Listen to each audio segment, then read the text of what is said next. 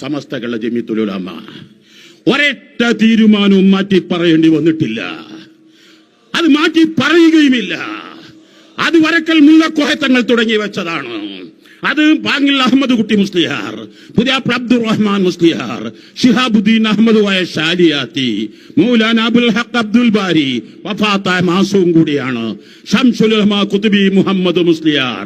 അൽഹംദുലില്ലാ, ആദർശവും ആശയും വെള്ളം ചേർക്കാതെ, അഡീഷനും ഡിലീഷനും എഡിറ്റിംഗും ഇല്ലാതെ ഇന്ന് നിലക്കുന്ന പ്രസ്ഥാനം മഹാനായ സുൽത്താനുൽ ഉലമ കാന്തപുരം ഉസ്താദ് ഹഫിളഹുല്ലാഹ്, മഹാനായ റഈസുൽ ഉലമ, മഹാനായ താജുൽ മുഹഖ്ഖീൻ ശൈഖുനാ കോട്ടൂർ ഉസ്താദ് നേതൃത്വം നൽകുന്ന ആ സമസ്ത കേരള ജമിയത്തുൽ ഉലമാക്ക് 100ാം വാർഷികം ആഘോഷിക്കാൻ അർഹതയുള്ളൂ എന്ന് പറയുമ്പോൾ എന്റെ പ്രിയപ്പെട്ടവർ, നിങ്ങൾ മനസ്സിലാക്കണം, ആദർശങ്ങളും ലക്ഷ്യങ്ങളും എന്തെങ്കിലും ഒന്ന് അഡീഷൻ അല്ലെങ്കിൽ എഡീഷൻ അല്ലെങ്കിൽ എന്തെങ്കിലും ഒരു എഡിറ്റ് ചെയ്യാതെ അതേ രൂപത്തിൽ നിലനിർത്തിയ പ്രസ്ഥാനം ആരാണ്? നേതൃത്വം ആരാണ്? മഹാനായ റഈസുൽ ഉലമ, മഹാനായ സുൽത്താനുൽ ഉലമ, മഹാനായ താജുൽ മുഹഖ്ഖീൻ ശൈഖുനാ.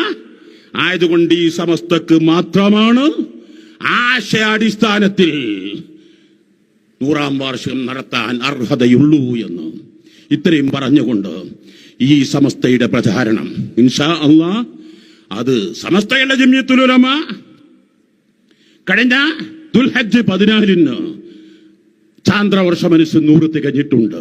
പക്ഷേ സൗരവർഷമനുസരിച്ച് 100 വർഷം ഇൻഷാ അല്ലാഹ് 2026 വരുന്ന ഡിസംബർ 30 അതിന്റെ പ്രഖ്യാപനമാണ്, 100ാം വാർഷികത്തിന്റെ പ്രഖ്യാപനം. അവിടെ എല്ലാവർക്കും പ്രവേശനമില്ല, അവിടെ പ്രതിനിധികൾക്ക് മാത്രമേ പ്രവേശനമുള്ളൂ. ഞങ്ങൾ കഴിഞ്ഞ മീറ്റിംഗിൽ ആരോ പറഞ്ഞു, ജനങ്ങൾ എങ്ങനെ നിയന്ത്രിക്കുമെന്ന് ആലോചിക്കേണ്ട ഒരു അവസ്ഥയിലേക്ക് നമ്മുടെ പ്രസ്ഥാനം എത്തില്ലേ. പലരും ചോദിക്കുന്നു, ഞങ്ങളൊന്ന് അങ്ങോട്ട് വരട്ടെ. കാരണം ഞങ്ങളെ പ്രതിനിധികൾ ഉൾക്കൊള്ളാൻ പറ്റാവുന്ന വിശാലമായ സജ്ജീകരണങ്ങളും സൗകര്യമുള്ള ഒരു ഗ്രൗണ്ട് ഞങ്ങൾ കണ്ടെത്താൻ. എന്നാൽ സമസ്തരെ 3 കൊല്ലം കഴിഞ്ഞ് സമസ്തകളുടെ ജമിയത്തുൽ ഉലമയുടെ വാർഷികം എവിടെ വെച്ച് നടത്തണമെന്ന് ആലോചിക്കും. അഹ്ലുസുന്നത്ത് വൽ ജമാഅത്തിന്റെ അഖീദയിൽ സമസ്തകളുടെ ജമിയത്തുൽ ഉലമ നേതൃത്വം നൽകുന്ന, പ്രതിദാനം ചെയ്യുന്ന ആശയങ്ങൾ 100% മുറുകെ പിടിച്ച് നമുക്ക് ധൈര്യസമേതം എവിടെയും പറയാൻ, പ്രചരിപ്പിക്കാൻ കഴിയും. തൗഫീഖ് നൽകണേ അല്ലാഹ്.